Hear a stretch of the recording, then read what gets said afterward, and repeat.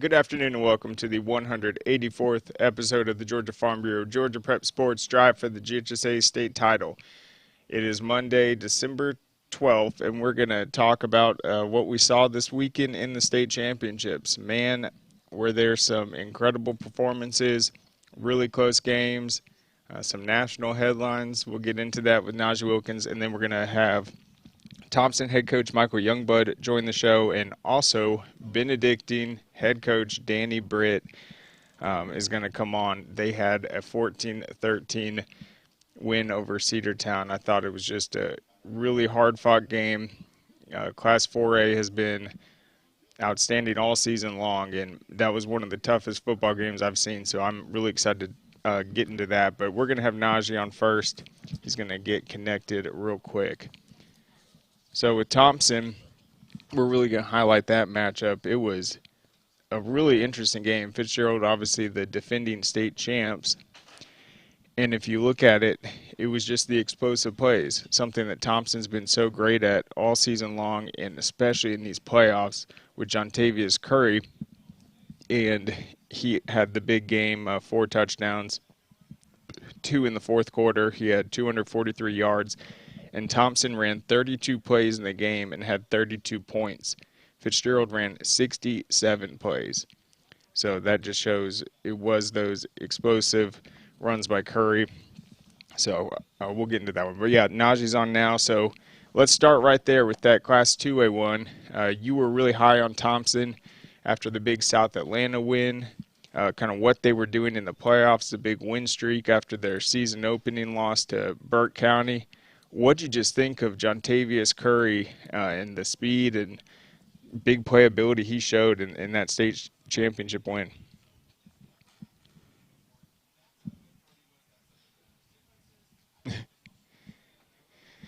Not just fighting off a sneeze.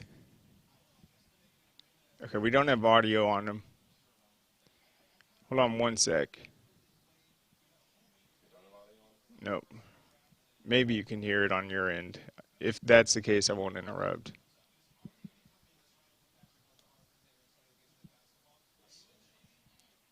Okay, we'll figure that out. I wish I had like a chat where I could see if the audience could hear.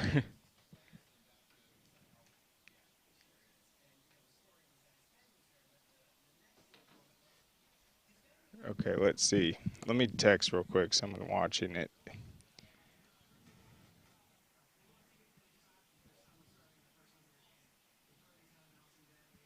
Okay, one sec. We'll do a test run real quick. All right, I'll just go over kind of how this game played out real quick. So Thomson struck first. That was important. Coach Youngblood said that was going to be a big key, especially with Fitzgerald's just incredible offense. Their quarterback, Sultan Cooper. Their running back, Cylon Davis. And then obviously Ty Solomon. But Jontavius Curry sparked them with a 57-yard run that capped a 9-play drive. And then Fitzgerald was able to tie it up at the end of the first with a big 58-yard touchdown pass from Sultan Cooper to Vic Copeland. What do you think we should do with the audio? Okay, we're going to try to bring Najeh back in.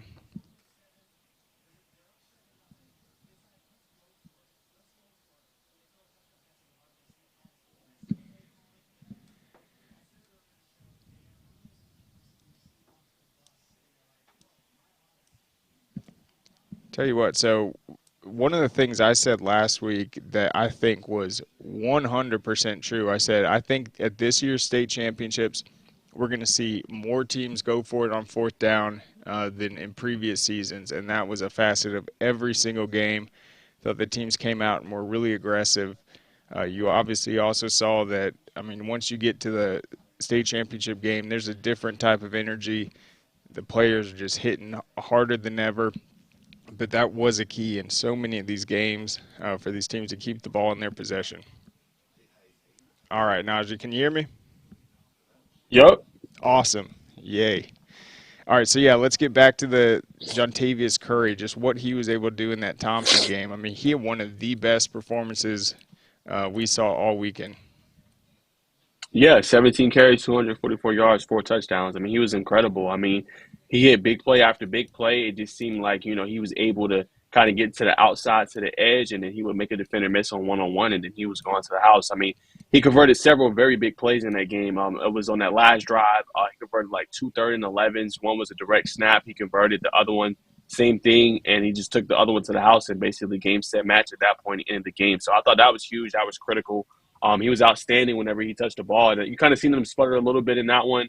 The Fitzgerald kind of gave them a little bit of a run at it. And he said, we kind of, pulled his offensive line to try to help create extra holes. And, when he was in open field, he was unstoppable. And he had a phenomenal game. He's still uncommitted, but I thought just his sheer determination and will down there was big.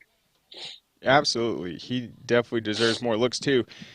But I mean, he really was the MVP of that game. So Fitzgerald, they end up taking a 21-20 lead in the final minute of the third quarter. That was a Ty Solomon touchdown run. Fitzgerald knew that the one guy they're going to have to stop is Jontavius Curry. And then after the game, when he was getting the Player of the Game award, he was just like, okay, I know I have to score on this play or else Fitzgerald's going to win the game. So he kind of recognized that it was going to come down to him.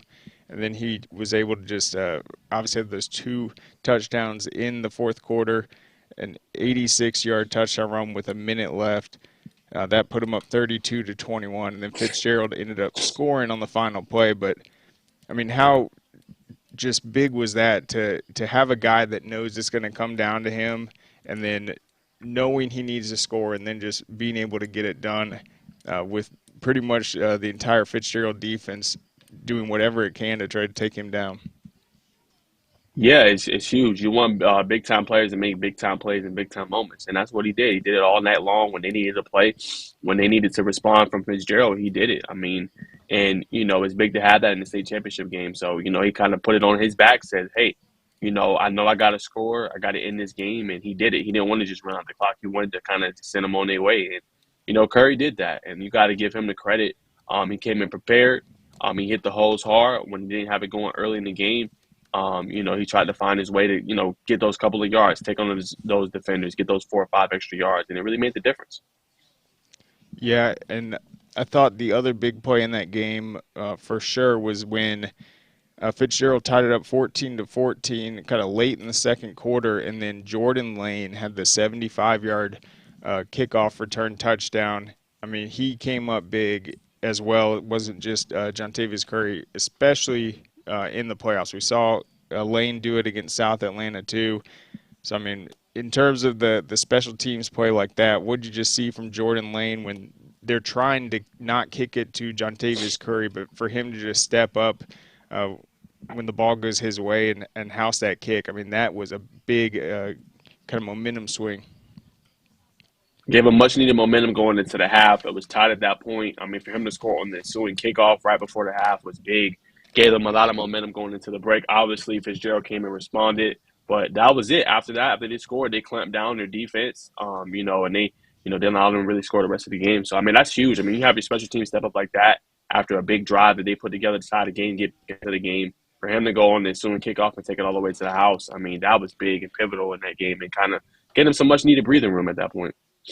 Yeah, and I thought defensively, Thomson was able to come up and make some big stops. Travion Curry, I believe that's John Tavis's cousin.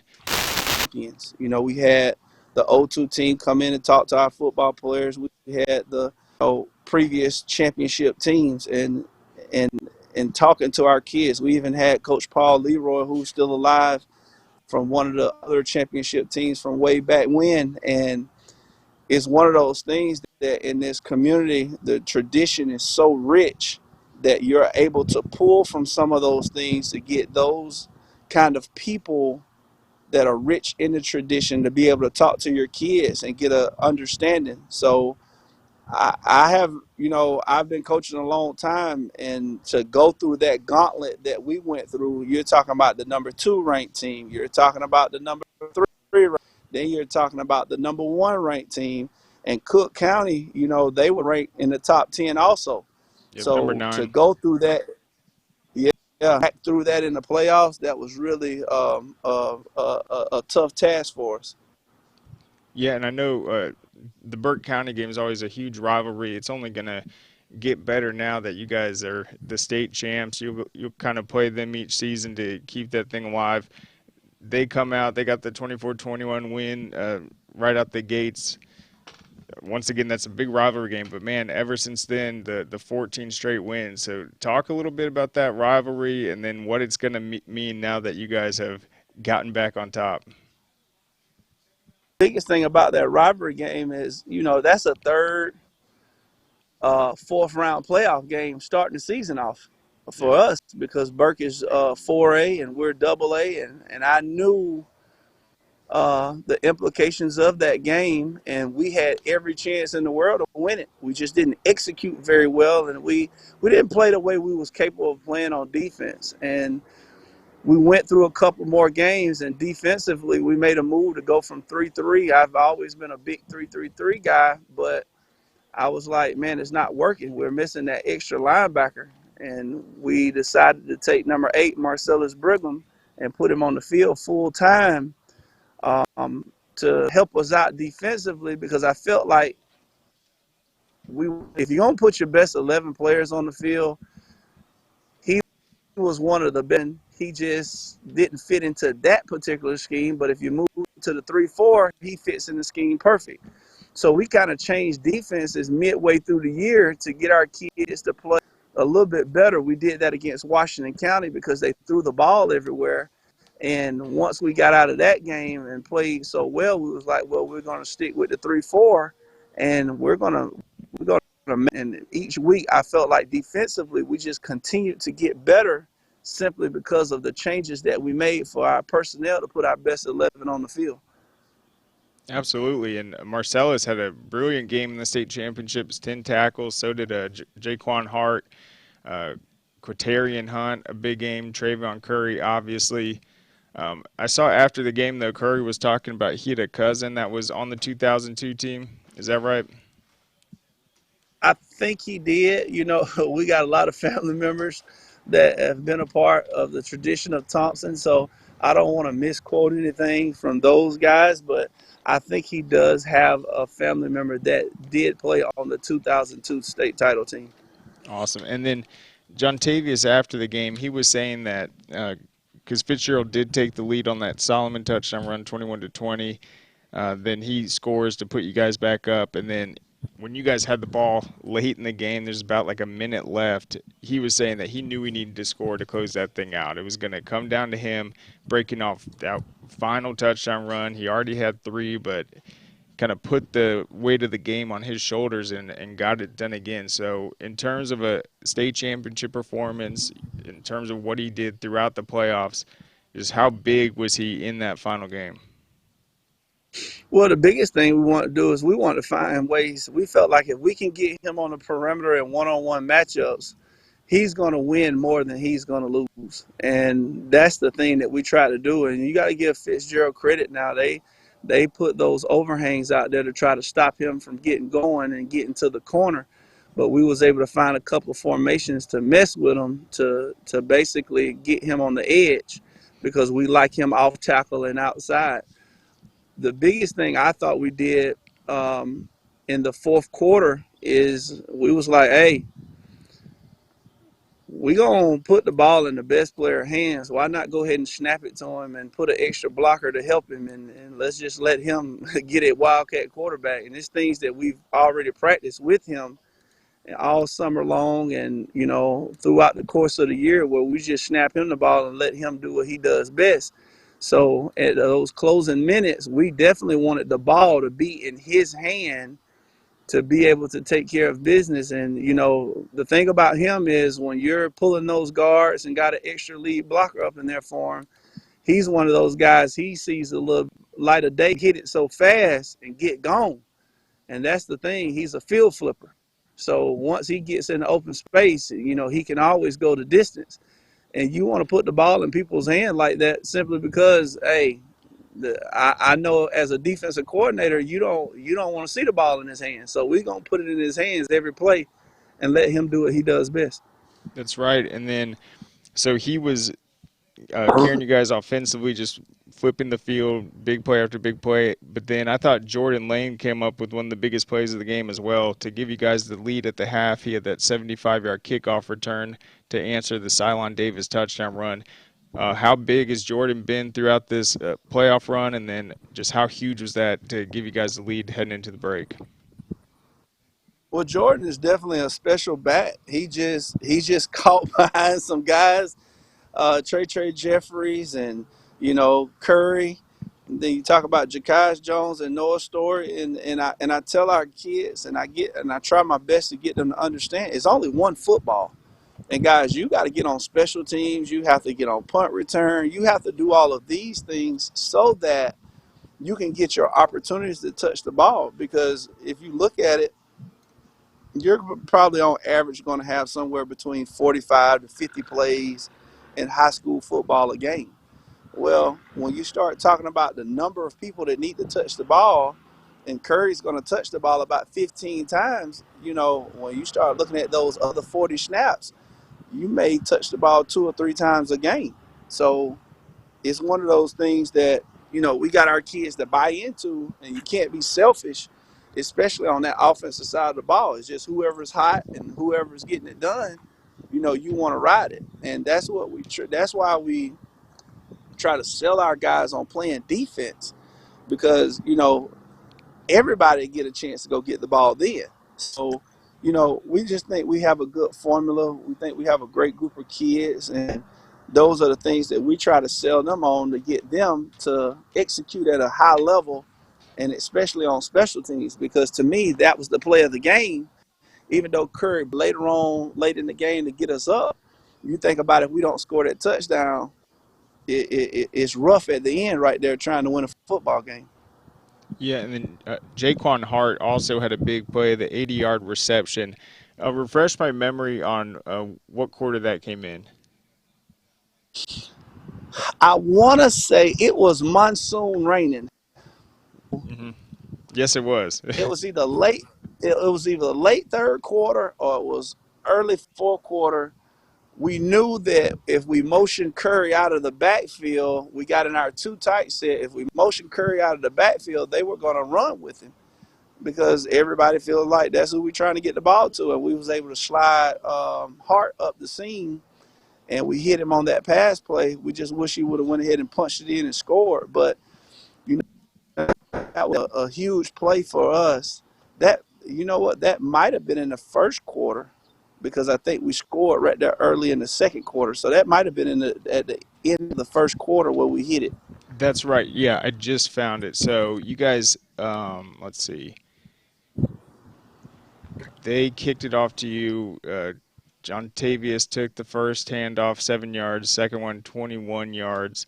You guys had a holding, took a timeout, and then came out of it, and that was the Jones pass to Jaquan Hart for 80 yards. So that turned out to be your only, I guess, official red zone trip of the game, because you guys were just hitting the big plays. I mean, some of these stats are amazing from the game when you look at how it played out. You guys obviously outgained them in yards, 383 to 264, but I mean, they ran 67 plays and you guys ran 32. So it just really shows how explosive it was. But one more time, just talk about the defense. You said this kind of been like a 5-year building process. I mean, the saying is defense wins championships. So, I mean, what about that side of the football, just the attitude of your defense was able to get it done this year? Well, I think when we made the switch, I think we had the best 11 that we could possibly have from a defensive standpoint on the field without trying to wear Curry out. And I just felt like we had the bend but don't break mentality. Our biggest thing is in the playoffs, I sold them on, look, guys, you only have to win by 1. That's it. I mean, you don't have to do anything extraordinary to be a winner or a champion in the playoffs. You just got to find a way to win by 1, get one more point than and I felt like in the first 2 playoff games, I felt like we solidified ourselves a little bit in how we could fly around and do things. And against South Atlanta, I thought we lost a little bit of some things that we were doing very well, but you got to tip your hat off to South Atlanta because they were so athletic. They got us in the one-on-one matchup sometimes that we didn't want to be in, and they made their plays, but we was able to, fight them off during the course of the game to come out victorious. And then when you go to Appleton, you talking about Appleton been putting up points against everybody now. They just been rolling. And we were able to, go down there and put up 20 points and hold them to 14. I thought that was a special moment for us defensively. And then in the state title game, you know, our looking at us, but then they wasn't looking at us sometimes. And I was telling some of the coaches, like, guys, they are starstruck just a little bit. We got to find a way to calm them down and keep their eyes on us. So the biggest thing from that is just, in those big games, you have to keep it as simple as possible in my mind to let kids play fast because they ready to get that call and they ready for the ball to be snapped and they ready to go make a play. And that's things during the course of the game that we had to stay on them about is making sure you guys on the sideline to get the calls, and we tried to do our best to get those calls in fast so they could play fast. Yeah, and just one more thing about Jontavius Curry. I mean, everyone watching the game was like, "Oh, where's this kid gonna potentially play at the next level?" So, I mean, has he gotten any attention or added spotlight since that big performance in the state championship? He's definitely he's going to go to college. That's the biggest thing that we try to get our kids to understand that sometimes Power Fives won't stop by here. Sometimes, the mid majors don't stop by here. It's just going to the transfer portal to pluck kids out. But like I told them, you can academically, let's make sure we cross that off the list so that isn't a reason why people are recruiting us. Let's make sure we get our test scores in. And we're going to let our play on the field speak for itself. And we're going to work our tail off as coaches to send your film out and try to get people to take a chance on you and give you an opportunity. He has had some coaches that have contacted me, some small Division I colleges and some smaller FBS schools and different things of that nature. But the sky's the limit for that kid, and he has to finish up some academic work to get him where he needs to be at. But I have no doubt in my mind that he'll be playing college football next year. Yeah, and then do you have any of his measurables in terms of how fast he is? Because, I mean, clearly watching that game, he has that elite speed. Well, he's a track kid, so he runs about a 4.4, but his on the field speed is unbelievable. Yeah, Excuse me. you're good. No, I mean, you said it right there. I know guys that ran a 4.4 that when they're on the field, it's like they're the fastest one. But, I mean, he just had that incredible breakaway speed in that next gear for sure. I mean, once he kind of had that space, he took it to the house. He was unbelievable.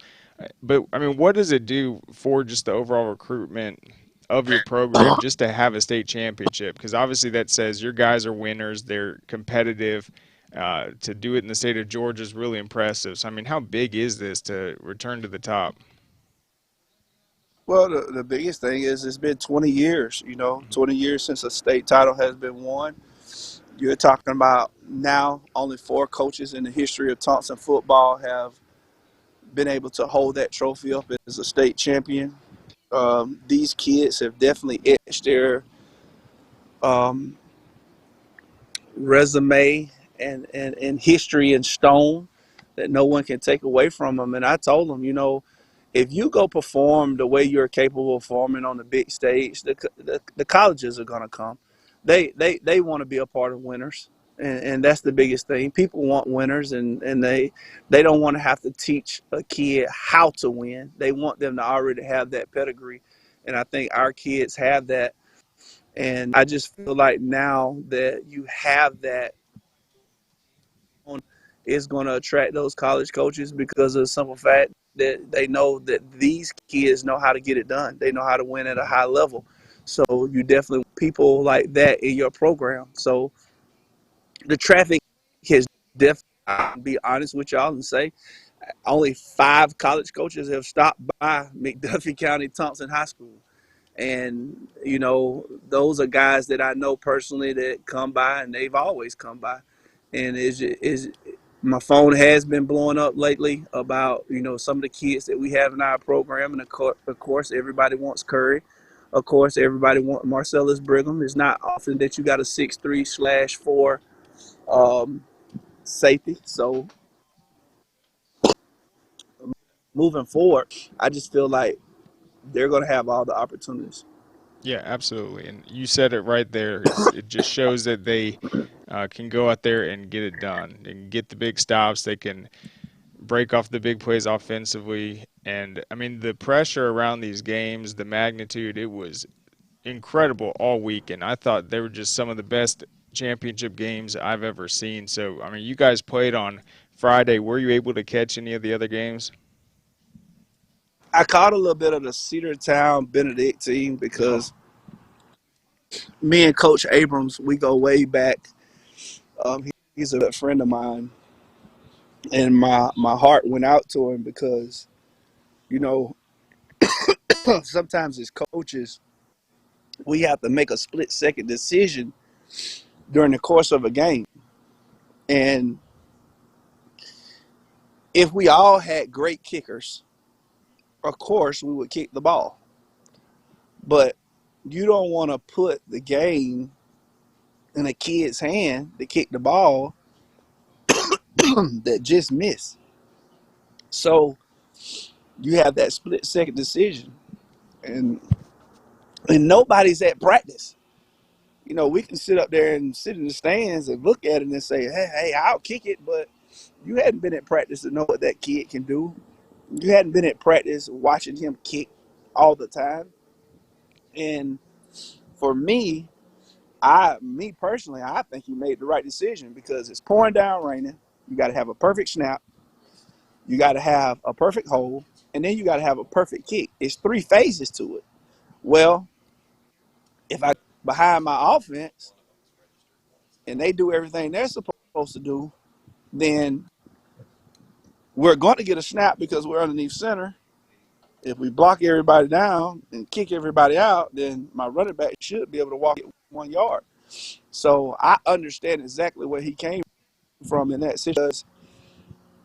If you go back to our game, our kicker missed a kick, and we haven't kicked a field goal. We haven't attempted a field goal alone.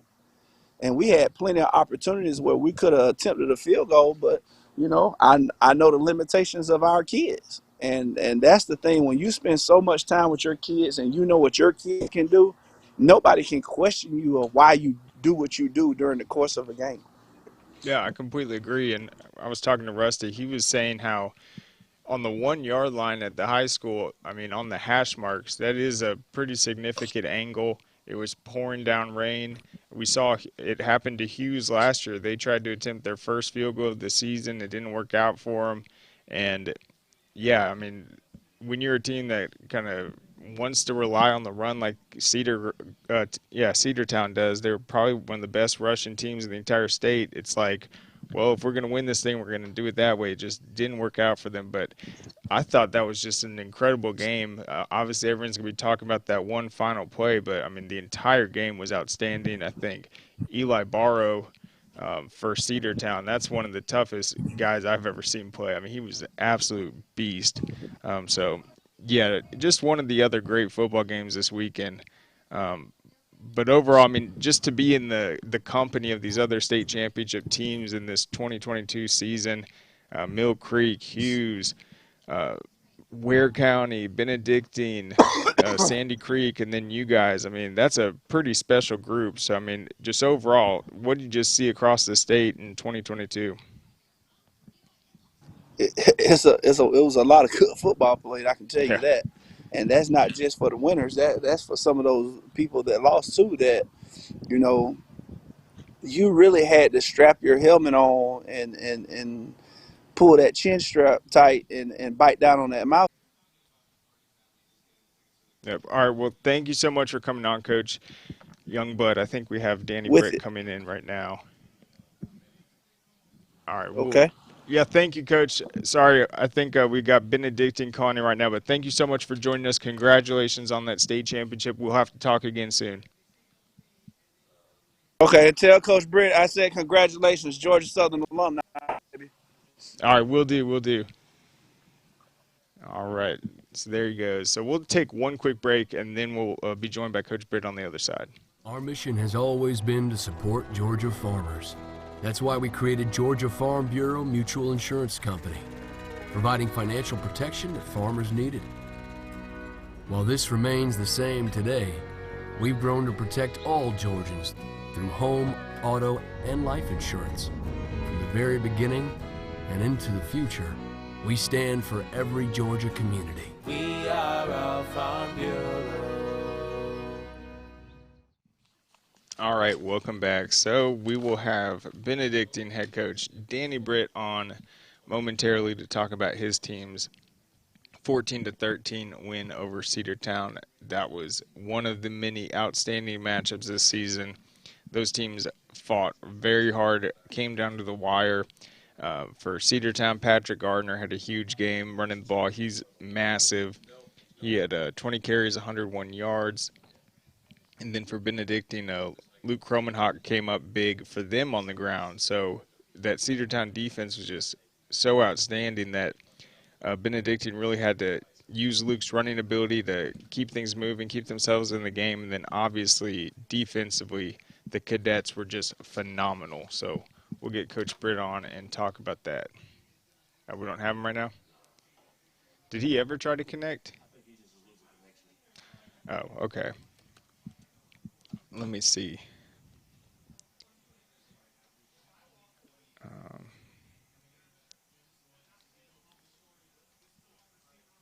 One sec, guys. All right, so in that game, I'm going to bring up the defensive stats. That's what I really want to talk about in terms of Benedictine. And that was just a defensive game. It was scoreless in the first quarter, and then Benedictine's touchdown before the half came on a trick play. Houston Jackson, he's actually their backup quarterback. Okay. So he's actually their backup quarterback. He came in motion. They're probably on the 19-yard line. He came in motion. Zaquan Bryan. He's Benedictine's one of their big playmakers. He kind of fakes the block, goes to the end zone, and then really a perfect pass from Houston Jackson, and that put him up 7-0 in the final minute of the first half. And then they actually took a 14-0 lead. Rashawn Matthews had a 12-yard touchdown run on the first drive of the third quarter. So Benedictine came out hot, and from that moment on, that Cedartown defense completely locked them down. I mean, they were just playing just phenomenal defense to get themselves back in the game. And then with Cedartown's defense playing so well, it was putting pressure on the Benedictine defense. Cedartown was able to get on the board later in the third quarter, a 1-yard Reese Tanner touchdown run that capped an 11-play drive. A lot of those scoring drives I'm talking about right now were fueled by Patrick Gardner, Cedartown's massive running back. Harlem Diamond also had some big carries. And then Reese Tanner scored again with 4:53 left in the fourth quarter. But Ari Velasquez, he made the first PAT, missed the second. So that left Cedartown down 14-13. And let's do a rundown of this fourth quarter.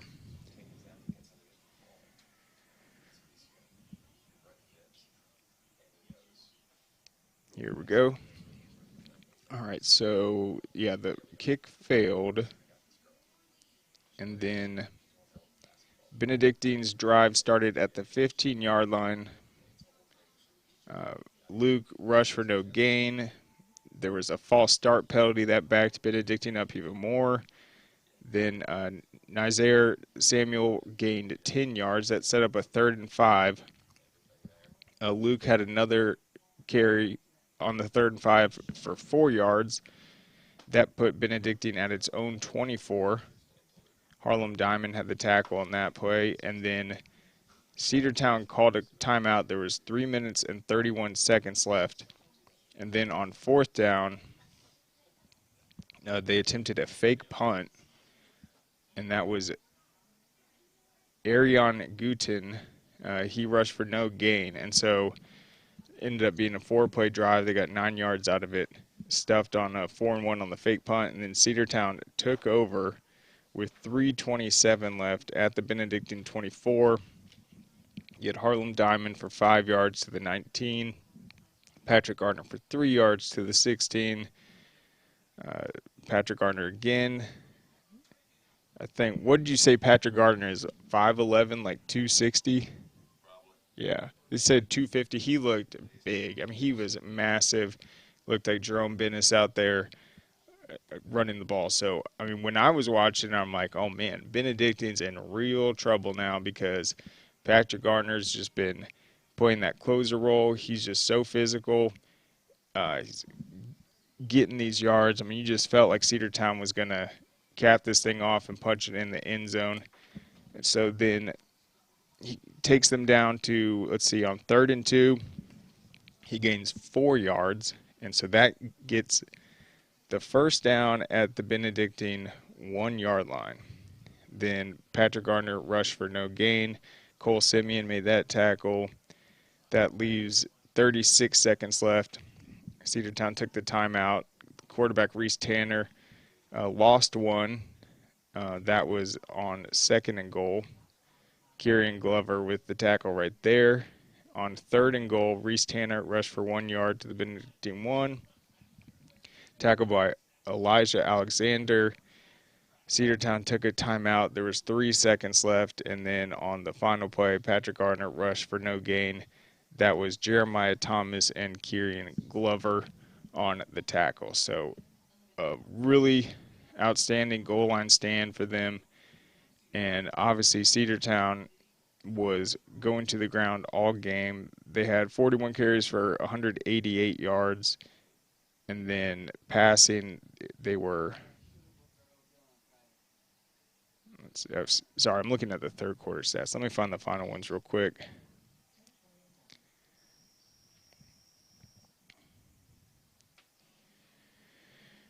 Yeah, so Cedartown had 243 rushing yards. Benedictine had 91. And then passing, they had 37 yards. Benedictine had 100. And then the defensive stats, Kieran Glover had 18 tackles, obviously the huge ones at the end. He was outstanding. Wilkes Albert had 20 tackles in that game. So those two right there combined for 38 tackles. And so that was what we said was going to be key. Can Benedictine's big nose tackle, defensive end, do their job up front and allow those linebackers to come in? And Benedictine does have they have an overlooked defense for sure. You look early in the season, they lost to Ware County 14-10 to start things off. I don't know if you watched Ware County this weekend, but that is a really good football team. So that's impressive. Benedictine actually beat Ware County last season, and then they have not lost to an in-state team since the 2020 quarterfinals to Jefferson. They've gone 13-2 the last 2 years, both with out-of-state losses and no losses within 4A. So I was impressed with Benedictine and the way that school works. They have 400 kids in their enrollment, 100 in each grade. They actually opted to play up in 4A. And so they don't really run into a situation where they're going to be replacing a ton of seniors. It's just every year it's like the same sort of thing. It's like they have a big senior class, they replace them, the next guys are right back up. So Benedictine runs like a machine for sure. Only all boys military school in the GHSA. And so we'll see where Zaquan Bryan ends up going. I think he's going to Minnesota. And yeah, Minnesota's coach was actually in attendance in the semifinal game. And I believe that was the win over Troop. So Benedictine played a really a strong schedule all year long. And I just thought, man, 4A was really good this year. It got a lot better. Okay, there goes Coach Britt. How's it going? Hey, what's up, brother? How are you? Doing all right. So, how was your weekend? It was good, man. It was good. I'm still shaking a little bit after that game from Friday, but yeah, great weekend for sure. Yeah, one of the best games I've ever seen for sure. That was unbelievable. I want to talk about just kind of how that first half played out. I mean, the defenses both set the tone. My goodness, that Eli Barrow on Cedartown, just an absolute monster. He looks like a meanie from Waterboy. Just a massive high school player, but you guys were able to get that really timely and well performed trick play touchdown right before the break. That was a Houston Jackson, your backup quarterback to Zaquan Bryan. I know you talked a little bit about it after the game, but just who was kind of the coach that was like, hey, now's the time to try to pull this thing out? Well, Coach A.J. DePhillips is our offense coordinator, and of course, been working that play all year. And he said it as soon as that previous play ended. He said to the entire offensive staff and myself, as I'm on both, but said that, hey, do you think it's time to run the rocket pass? And nobody else really answered. And I said, Coach, let's do it. I think it's great if you feel good. And so he did it. But that was Phillips' call, and it was a beautiful one. Yeah, I mean, how big was that for Houston Jackson to execute that play? I mean, that was a really huge touchdown, impactful touchdown in this game. So, I mean, what did you kind of say to him afterwards? You know what? I hadn't even got the chance to talk to Houston yet. I know I hugged him real quick at the end of the game, but it's no surprise. He's a great athlete and young man. But Houston is the type of kid I would trust to drive the bus, to make decisions, to run the school. He is just, I mean, he's going to be a leader of men his entire life. And so there was no question you want that, type of play in his hands. He's just that type of young man. Yeah, and then, of course, Zaquan was the one that hauled it in. I mean, talk about the type of game he had, just out there battling against that Cedartown team for 4 quarters, just doing pretty much anything you ask him to. Yeah, no, well, Quan's just an incredible player, has been his entire career, and I'm going to miss him desperately. But he had a great game, and in the conditions and the situation, it was a battle. I mean, I think he ended up with 7 catches, and he had to fight like crazy for every one of them, except for maybe that one, which was on a trick play. But he played every snap there, every snap on defense, and just a tremendous game for us, but a tremendous career. Yeah, and then I thought you guys came out of the second half and had that really key drive to extend the lead. Just talk about how you guys were able to put that together, the Matthews touchdown run, and just kind of the game plan or game planning that went into just what you guys were able to do right there. Yeah, well, I think at halftime, my guys have made great adjustments all year, offensively and special teams, to be honest with you. And offensively, yeah, in particular, Coach Collins and Coach DePhillips, and they found a couple of things they felt comfortable with. We were having trouble protecting Luke a little bit, but we're able to get Rayshawn on a crossing route to pick up a bunch of yardage first, and then we were overloading one side and got some angles to get Rayshawn into the end zone. So huge play. Yeah, it was definitely designed. That entire drive was designed at them by halftime, and Coach DePhillips just did a great job with that along half. Yeah, and then a couple things that you guys had to overcome. Well, obviously a ton of adversity in this game, but I mean Cedartown, they were really hitting hard. You guys did have some turnovers late in the game. So I mean, how were you guys able to respond to that and just keep that toughness going just every single play? Yeah, I mean, it's who we are. It's who this team is. They've been resilient all year. They've been tough. It doesn't matter who it is. Different people making different plays. I mean, we just talked about a couple of guys that until 2 games ago weren't even starting. So it's just been a resilient bunch all year. And They truly don't care who makes the play. Even the superstars like Luke Kromenhawk and Zaquan Bryan, who are superstars, they don't act like superstars. They don't care. They just want this team to win. And you could watch them at the end of the game and just see how happy they were for everybody. The team was made of, and that's why they had so much success. Oh yeah, I mean you guys don't win that game if you don't just buckle your chin strap and get after it. I don't think you guys had time to worry about who's getting the carries. You guys were fighting for sure. But talk about the game Luke had. I thought he had some great runs to keep some pressure on that defense. He came up big for sure. Probably wasn't the typical game he's seen throughout the season, but I thought he did what he had to do. That's exactly, and that's who Luke is. And when you're stud, your leader quarterback is that way, it makes it so much better because the team just falls into that. No, we didn't. The passing game wasn't really there very much, and we were having a little bit of trouble protecting for him. Again, credit to Cedartown for that. But Luke doesn't care. I can tell you this. Luke just wants to win, and him running the ball, and you saw it. I mean, he had some run. He's happy to do that. He'll do whatever to have this team win. Yeah, he showed a lot of speed. Ended up having 75 yards and then 81 yards through the air. He was sacked 6 times. I want to ask about just the fourth quarter, though. I mean, they come up, they get the potential game-time touchdown, and they miss that extra point.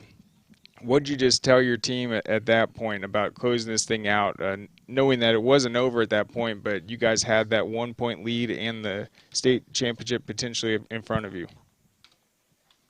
Yeah, really didn't tell the team a whole lot right there. They knew it. I mean, you could feel this extra point. We're like, okay, we got life here. We can win this thing. We're still where we need to be, and we just kept fighting that way. The way we've been fighting the whole game and whole season, really. Yep, and then you guys were, I believe, around your 28, 24-yard line. The fake punt, I mean, on the replay, it looked like, I mean, that play had a potential to go in your favor. It's just he made a good play in the one-on-one situation, but it looks like you guys did have kind of the design you wanted to. So just talk about just that play and just the fact that it didn't work out, but, man, your defense just came right out there and just played probably the biggest drive of the season.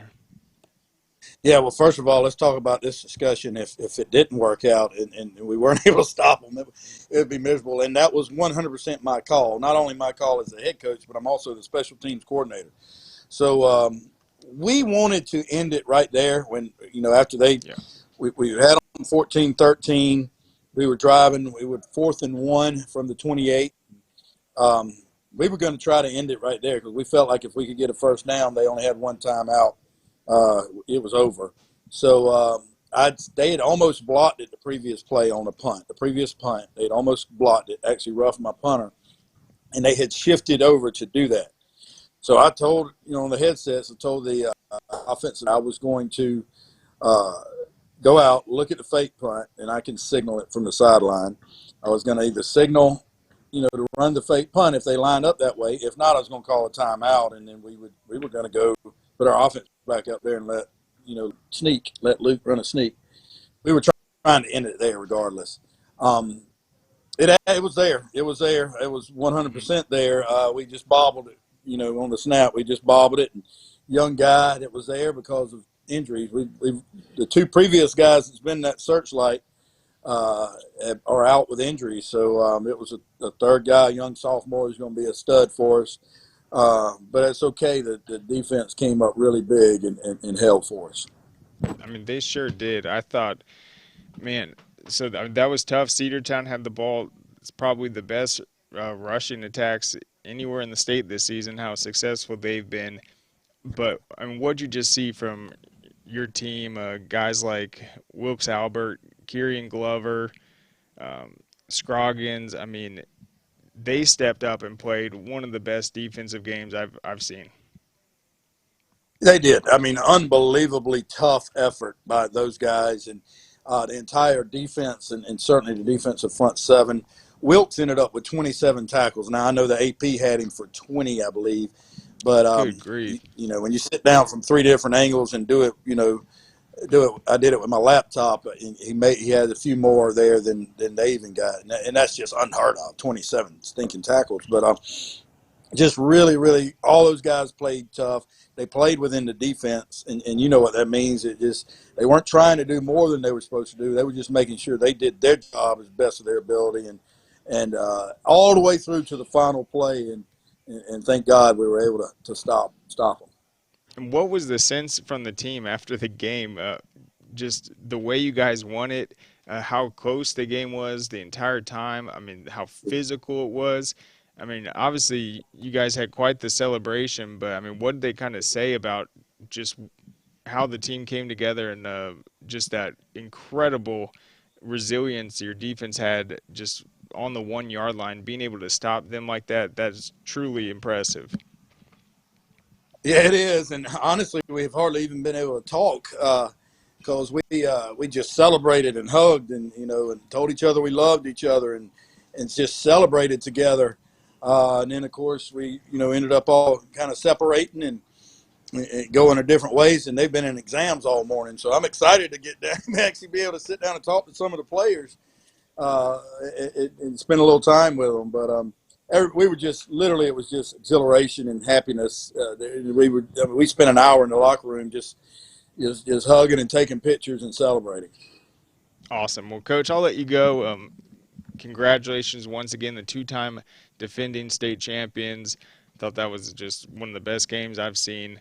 4A, as I mentioned, was just really good this season. I thought it was just even better than last year. All the new teams coming in. You end up going up against a Cedartown team. They're senior-led. They're tough. They've got incredible playmakers. And your guys just really showed the state a resilient football game. You guys battled, just took advantage of every possible opportunity. I just thought it was a really outstanding win. And so thank you so much for coming on, Coach. Yeah, thank you for having me. Yeah, you bet. All right, go Cadets. And then, yeah, one more time. I mean, Cedartown did have an outstanding season. You feel bad for them. But, yeah, Benedictine, they won on the goal line at the end. So that was a memorable game we'll never forget for sure. But we're going to be back on Wednesday.